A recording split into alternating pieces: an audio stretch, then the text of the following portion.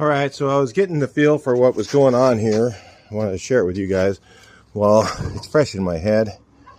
What I think it is, and I'm not really sure how these are shaped, but there is something. I think there's something wrong here. But I noticed, like, these welds here were pulled at some point, and they used brazing to fix it. Same thing with over here. They had some welds that were pulled out and some holes that didn't belong there. Like this little hole here, I think that's a slide hammer hole of some sort.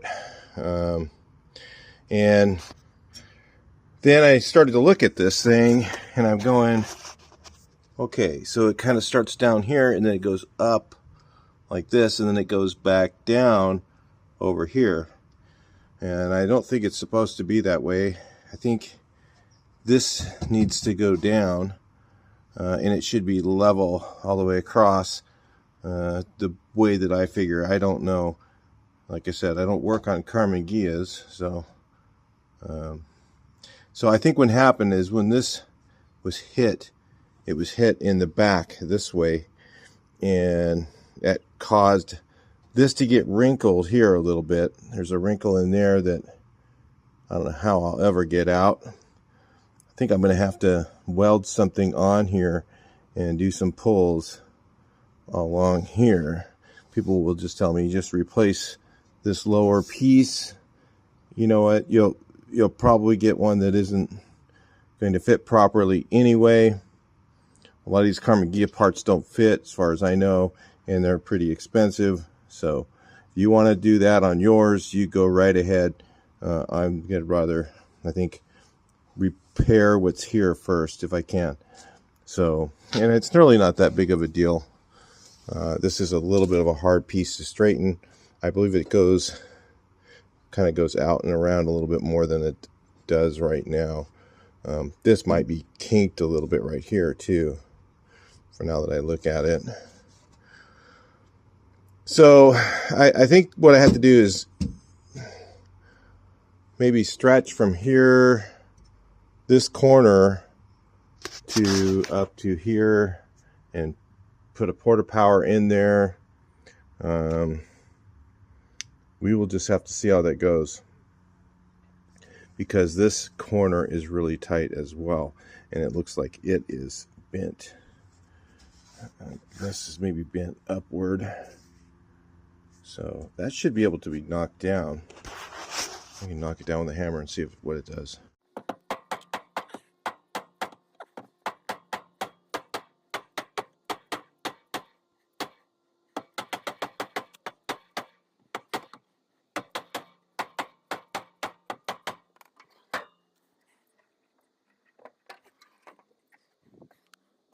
Well, as you can see, that did nothing. Just made a mess here with this, which I still got to straighten. There's something, could be something right in here that's bent. So maybe the whole corner of this whole section up to that fender well is bent upward a little bit. So it might be really exciting to fix. Like I said, this looks like you'll think, oh, well, it's just a couple of ripples and things. But then you look at the gaps, and that's what indicates, man, see, because this looks right. I don't know, I got to check and see if there's any filler in there. I see something cracking. So I got to get all that off of there. See what's on it right now. I don't think there's any filler on this. It's got to be, man, I wish I had a frame machine, because I think I got to pull this whole section down. The only way you're going to do that is with a nice frame bench, with the that you put the body up on blocks type of things, and then you can pull down on it with there's all different types of pulleys and all kinds of things you can put underneath here and pull downward. You can, you know, do all that, but they're about $8 grand. I looked into them. I don't think I want to buy one, but it would be so cool to have one. I've always wanted one of those things. But, I mean, they're really affordable, you know, the Chinese junk, you know. If I can't beat the price for a small shop or something like that. Yeah, but I can't have that hit in the paint. There's, you know, got to paint this thing and that's going to hit. So maybe if I do corner to there with the porter power. Okay, we'll see what we got to do.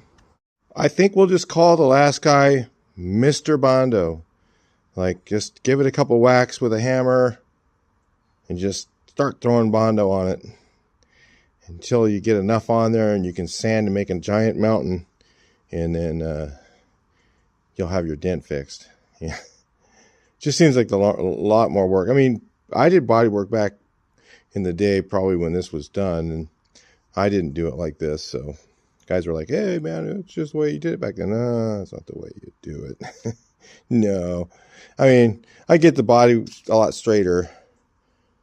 And if I couldn't get my stuff in there, I mean, I use slide hammers, and then I would put a little bit of kitty hair over the holes. I mean, that's more. And if it was thicker, you put a little kitty hair first, and then you put your Bondo over that, whatever.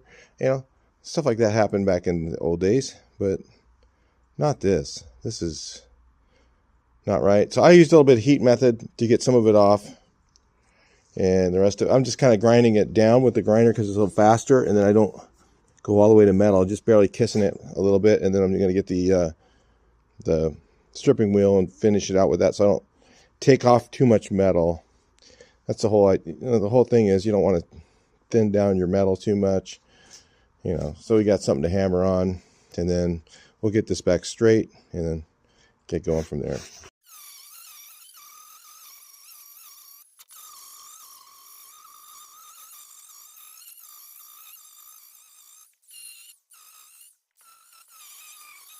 All right, I spared you guys some of the details of that, but the last bit of it I did with this so that it doesn't damage, take off a whole bunch of metal. The whole idea is to keep the metal in shape so that I can rework it and then put less filler on. And it's really not that bad. This guy just, again, mountained way over what he needed to on the filler. There's really was unnecessary to put that much on there. The metalwork can be straightened out quite a bit more, but I don't know. It's not that bad, really. But he just went, just filled it all in, you know, mounting it up because the old fillers didn't sand the same. The guys didn't want to spend the time sanding it, so they just brazed over it, throw more on, throw a little more, you know. There's no reason for that. You know, you can, I used to sand myself, you know, back in the day and get it so I didn't have too much on. This guy just went, Mr. Bondo.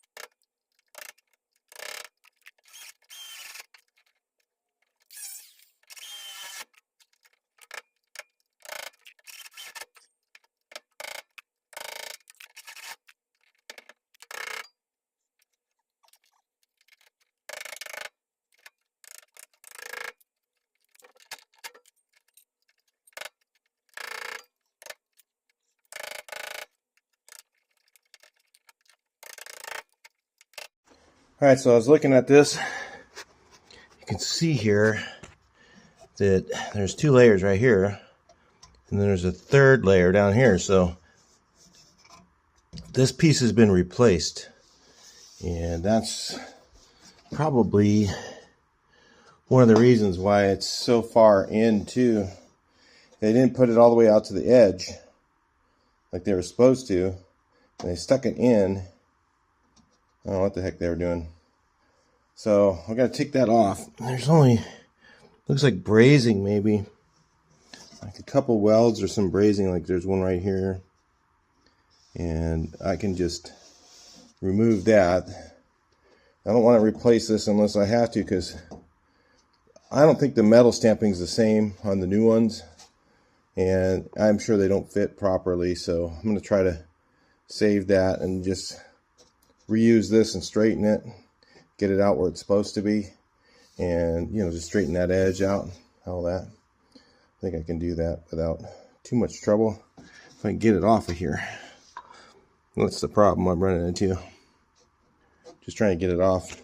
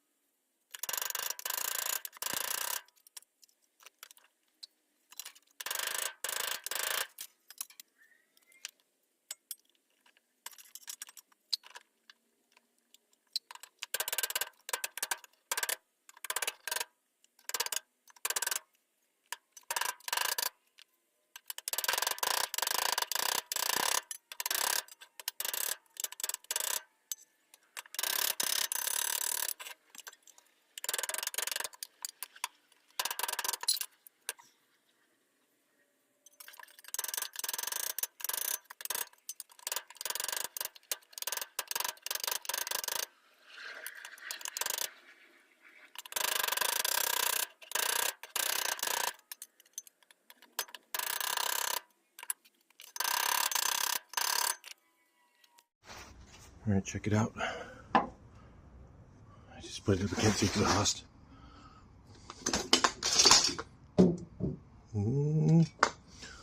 But you look here now, it fixes that gap if I can just get it to stay. Let's looks a little mounded right here and back in there a little bit. If I can beat that back down, and I've got pressure on this, it'll kind of straighten that out and push it out a little more. Let's try it.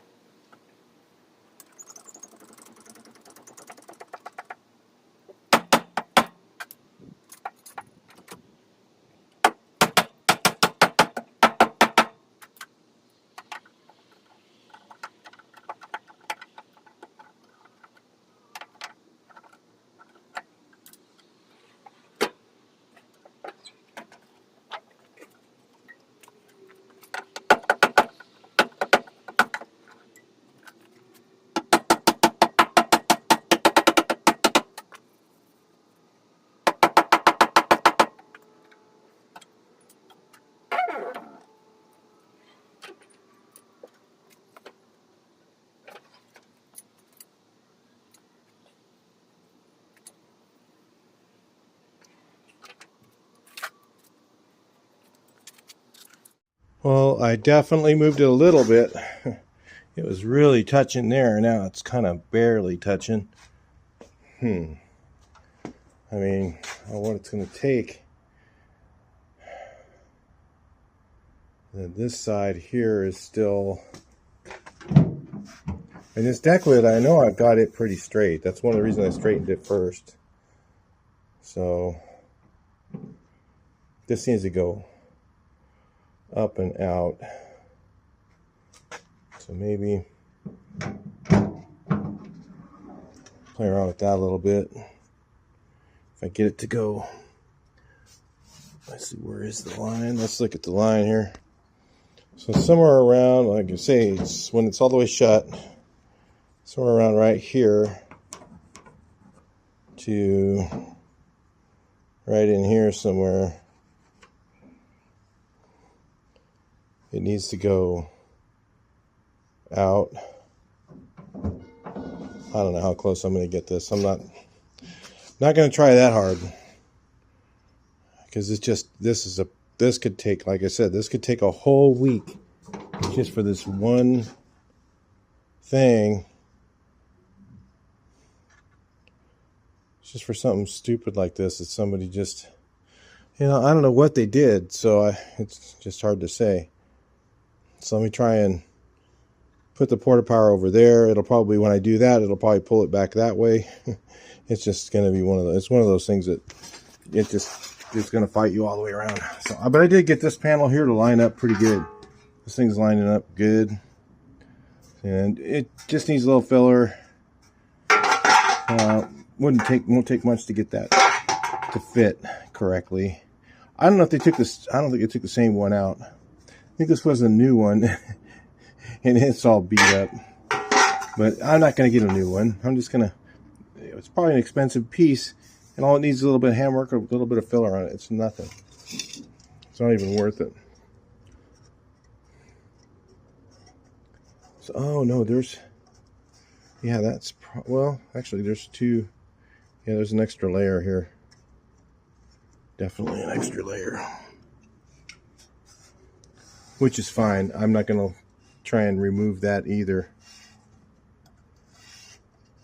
Just going to clean it up, clamp it in there, weld it. That's fine.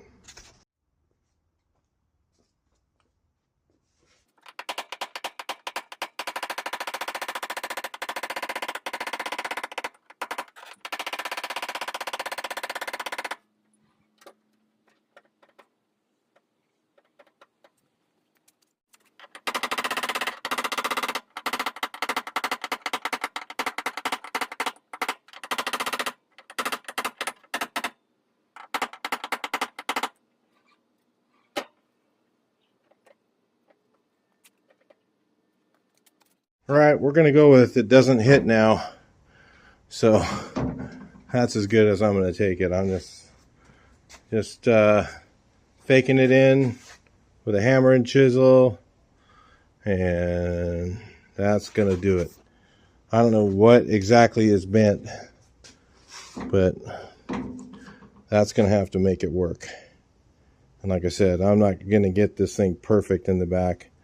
As long as, you can shut it and it doesn't chip the paint off, that's all I'm really worried about. Getting it like I can roll a gap thing through here. No, we're not going for that. Nope. I don't think they were like that to begin with. I really don't. Okay, another thing. Let's experiment with something here. Put weld through primer on there. And let's show you why. All right, so check this out. You can see right here, this is low, all right? You can see it because I sanded this. Now, I've got weld-through primer on there, so I should be able to... Oh, yeah, that works. That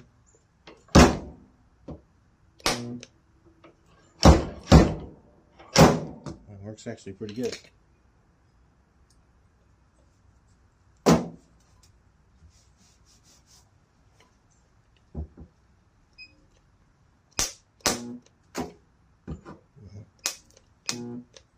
Clean the tip.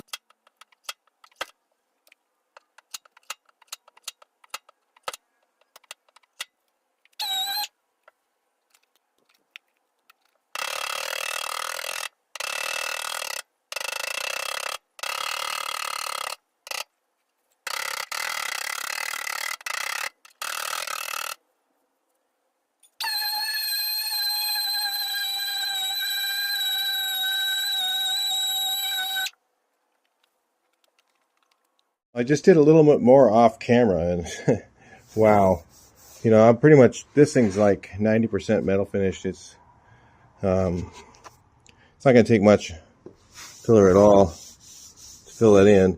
It's actually the thickness of the, this feels like more of a transition than most of the ripples do, in that it's really down to just a real thin coat of filler. And even around here, down in this crack here, is really just fine little tiny stuff. So yeah, like there's a little deepy spot right there, a little tiny bit deeper, but it's nothing. I mean, it's still totally fillable. So I just have to get like a wire brush and get it all out of there, and then I could use the little spot welder and just pull that all out, get it all perfect.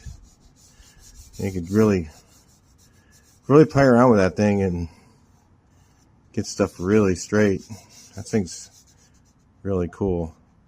Like there's a deepy dinger right there, a little tiny one, but you can get to the inside of it, but then trying to get the right spot, you'll miss it a few times before you get it right. But you just spot weld right on that thing and ding it out. Again, this is the Beaver spot welder, the 220 model. I like it better. I do have the 110. I'm going to try the 110 again, but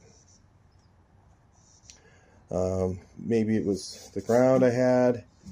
But anyway, the 220 works amazing. It works really good, and the welds stick on there really good, so you can get it off just enough. You know, I started playing around with the settings, and I got it just right. It also can do really nice shrinking jobs. I mean, that's the other thing I like about it, is if I get a little bit stretched, I can just heat it up, pull it off, hit it with a wet rag, and it shrinks it perfectly. Just like if you used a torch, and it doesn't make all that heat, burn off all the stuff on the inside much. It just does a perfect job for shrinking. So that saves, if you don't like shrinking, if you tried using a torch to shrink, or a propane torch to shrink, and you're just like, man, that's such a pain. One of these things here, you just heat it up. They have a tip for it too. You can actually just heat it up. You go bump, bump, bump, bump, get it hot. You'll see it kind of get red. Pull it off, and you can have it take this thing off. There's just a straight nub thing you can put in there, and you can just put that on there and just go bump, bump. But I just use it like it is, and it welds it on. I just break it off, and then use a hot, you know, a wet rag and wipe it over it. Shrinks it down perfectly. Really makes it a lot easier. So we'll be using that thing a lot in the future. It works great for this. For other things, the stud welder works better. So, you know, if it's a little bit heavier pull you need to do, the stud welder sticks a little bit better. And you can put, you know, things like you can put vice grips on those. There's a ton of different things you can do with those as well. And pull it from the outside. But nothing like having a frame machine. Boy, if I had a frame machine to put this thing up on here, I could pull all that out of there really easy. You know, if I got something really bad, it'd be really easy to fix with that. But I ain't gonna get one of those. So anyway, we got this thing straighter. We're gonna get a little more straighter yet, and then I'm gonna weld up this crack over here. Might do that off camera. There's a little crack in here. Right there, just gonna weld that up. That was there, they just bonded right over that, so we'll get that sorted. And then we gotta fix these next here. This thing here, I gotta make those patches for that, because I gotta have all that on, and then I can put this apron piece back on, or rear valance, whatever it is. I'm gonna put that back on, so that, but I have to have those little brackets on there. So anyway, that's the challenge next. So I got to get these patches made, and then we can, maybe I'll use the pincher for that. I'm not sure. I don't know if it'll go around that. I may pinch these on. I can do that from an angle right here. I can pinch those two on, and I think, because I have to do it straight on because it touches the side. I don't know. You'll see later. And then I got to make that patch first. So I have to, it's like I just jumped into a can of worms here. So I got to make this patch first. So I got to make this one. Or I'm going to do there. I don't think I'm going to put the battery square thing. The battery, when it sits on there, you can't see it. So there's no point in that. And this thing's not going to not have a battery in it. And we're not looking for underneath the battery to be perfect. So I'm just going to cut this out and make a patch for here somewhere. But there's a brace that goes right underneath here. I think it's, no, it's over further. Maybe there's two. Yeah, no, one. One, it goes right here. So I have to cut really carefully, not cut through that. Peel this off. It's spot welded on there. Yep. It's not just an easy little patch. So we'll do that, and then I'll bring you back in. All right, I'm using the cheapest weld, probably one of the cheapest welders I've ever reviewed, and probably one of my favorites. So, because it's just so easy. Turn it on. Like I said, it's 15.1. We're going to weld this here, and I know I'm going to burn through that a bit because it's real thin metal. So, and it's 0.035. I think I got a 0.035 wire in this thing. Let's see how it goes.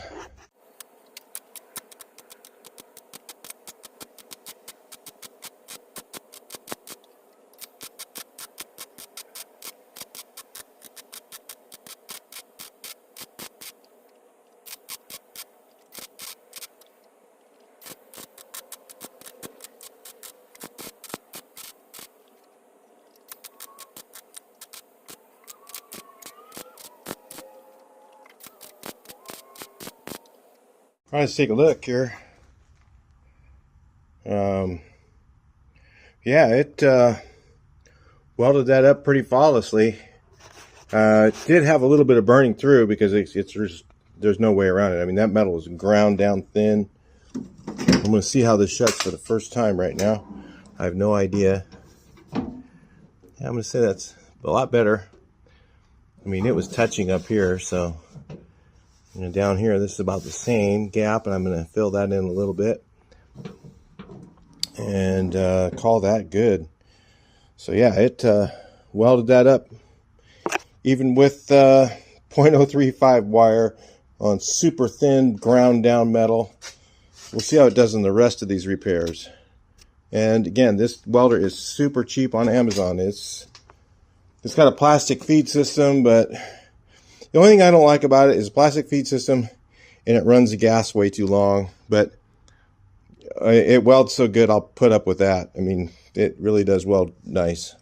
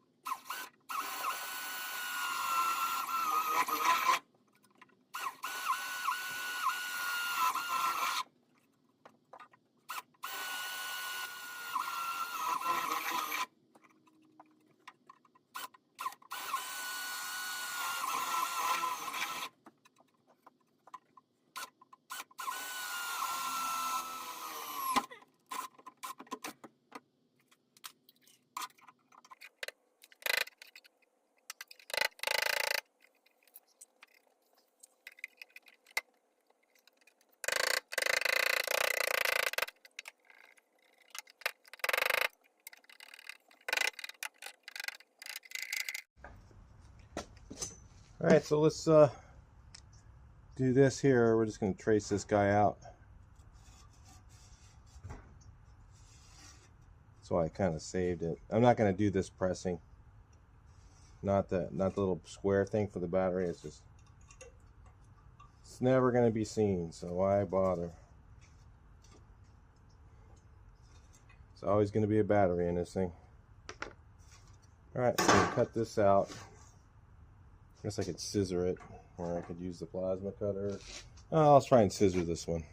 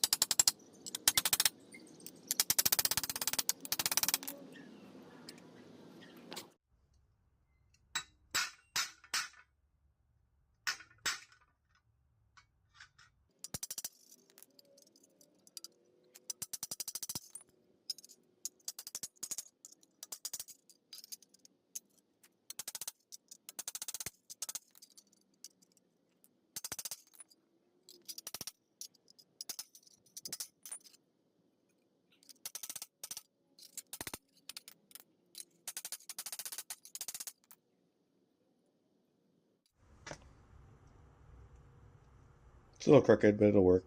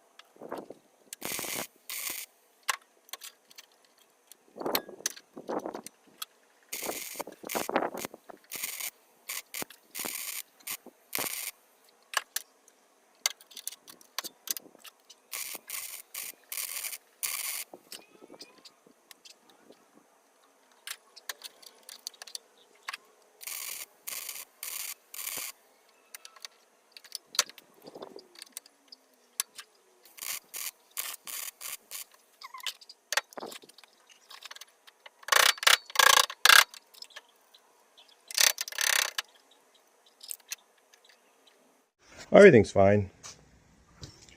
It's okay.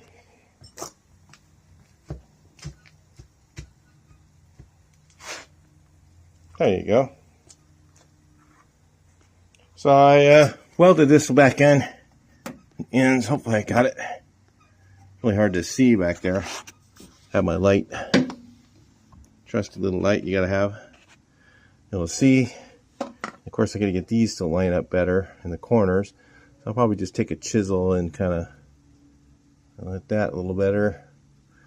And of course, this all gets covered with rubber, so we're fine. Yeah. This gets a rubber piece that goes in here, and you can't see any of it. Yeah, we're all back together. Just got to get a little more pounding on here. It's a little not quite shaped correctly. And I'll do a little bit of that.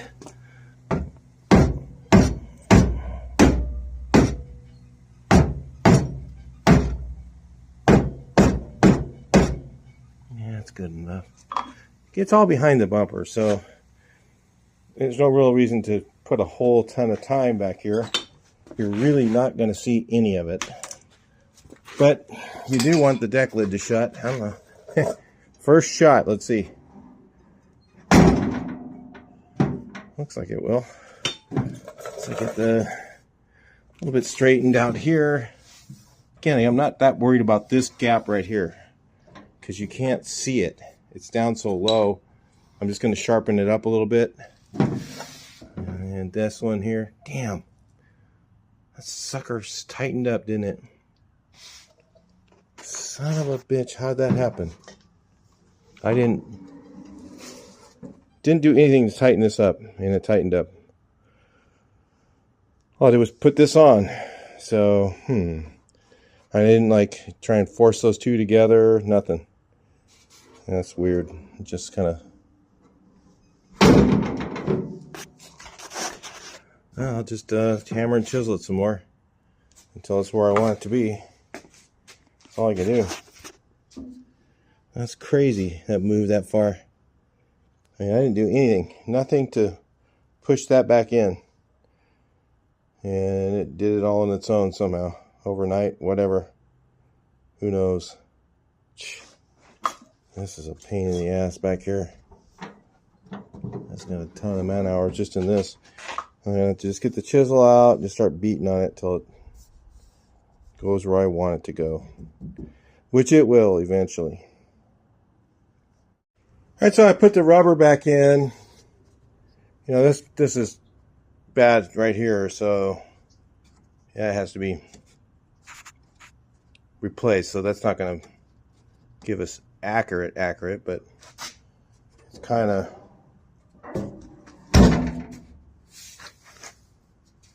So now if you look at it from right here, it's definitely fillable. Now you see the corner, if you look at it right here, you go, oh, there's no way you're going to... But you're really only going to take this up a little bit and this side up a little bit. And that's not going to be really that much filler. Believe it or not, it's not going to be that much. And this one's the same thing. It's a little flatter. If you look here, it's like an 1/8 of an inch. So that's okay. And then along the bottom, like I said, I'm not... What was it? Before it was touching all the way along here. It was just hitting this panel. So that's no good. We can't have that because it'll just chip the paint off. So we got this to have a gap now, and it's a little wide, but that's okay because you can't see. We got the car up in the air. You cannot get down there low enough. The bumper is literally right here. You cannot see that. So there's no reason to fuss about it. Other than, you know, if you just want everything underneath stuff that you can't see to look perfect, and that's up to you. I'm not going to do that. Not in this car. I'm not building a this isn't a $30,000 paint job.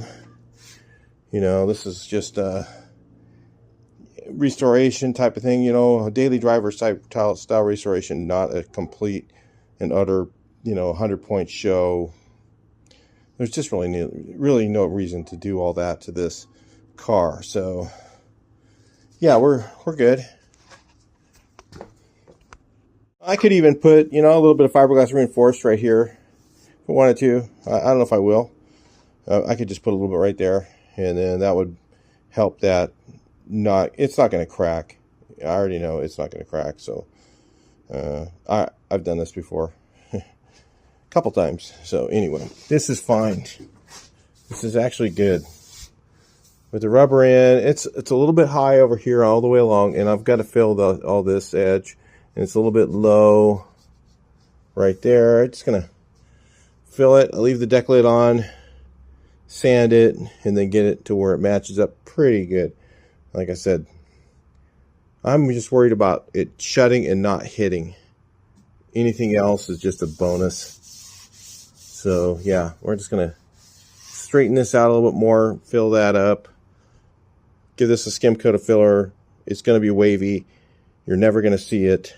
So these things behind the bumper literally goes for like right here. I mean, I'd be sticking out that far, but you can't see behind there. Believe me, I've done this, like I said before. Not Karmann Ghia, but even on a Beetle, your rear apron can be wavy as hell, and you can't see it. You just really can't. It's behind the bumper. It just distracts everything. So anyway, this part here is great. This part here is decent. This isn't bad. Like I said, I want to fill that. I don't know. I've got fiberglass reinforced filler, so I might just throw a little bit of filler from like right here to right there. Fiberglass reinforced. Just put a little bit on down there, and then I'm sure it won't ever. It could get beat on, and it won't move at all. You know, or I could get in there, hammer and chisel, and start to fight it going out. But I know what's going to happen. That metal, for some reason, wants to just go closed again. It's just going to, as soon as I start beating on it, it's going to go close the gap. You know, the way you do that is with a hammer and chisel. You go in there with a chisel and just keep knocking high spots along the edge until you get it. But I'm not, like I said, I don't care at that point. I spent a lot of time to do this. So that's it. I'm calling it.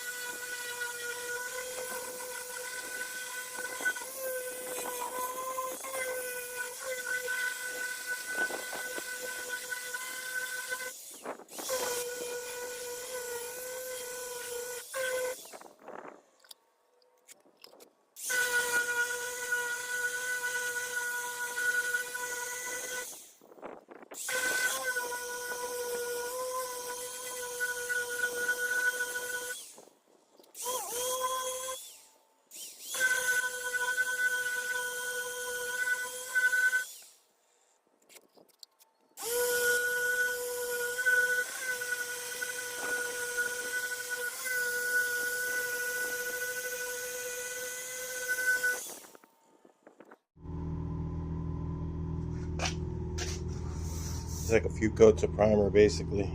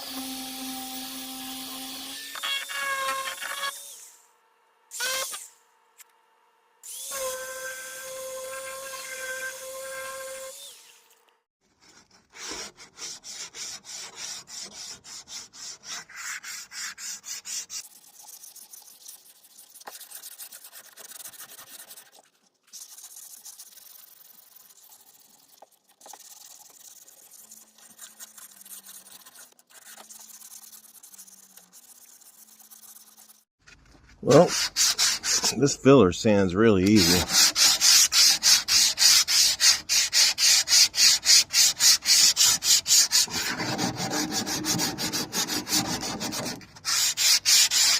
takes like no time to sand it really, but problem is getting it, spreading it on and all these weird inside corners and all this.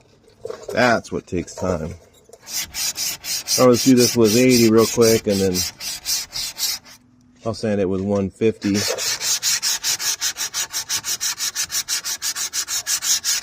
I wonder why this sand is so easy.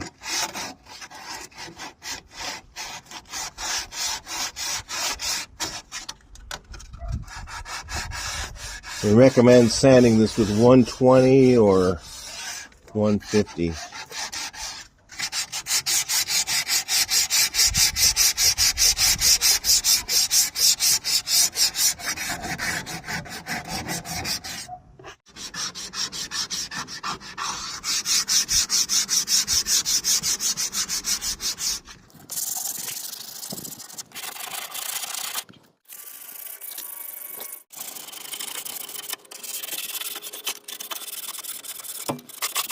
Just real quick, this is where we're at before primer.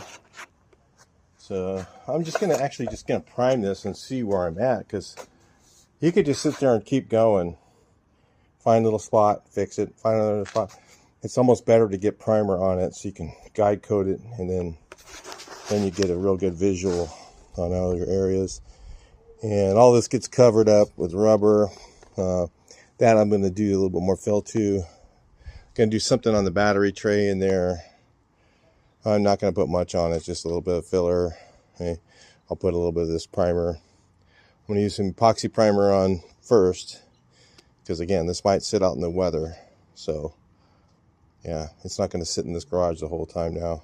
I'm going to pull it out for a little while, work on some other stuff, and then pull it back in, bounce cars around a little bit. It's not a lot of filler, believe it or not. It's very, very thin. You can see this is primer, so it's just, that's epoxy primer, so it's just barely feathered over it. So anyway.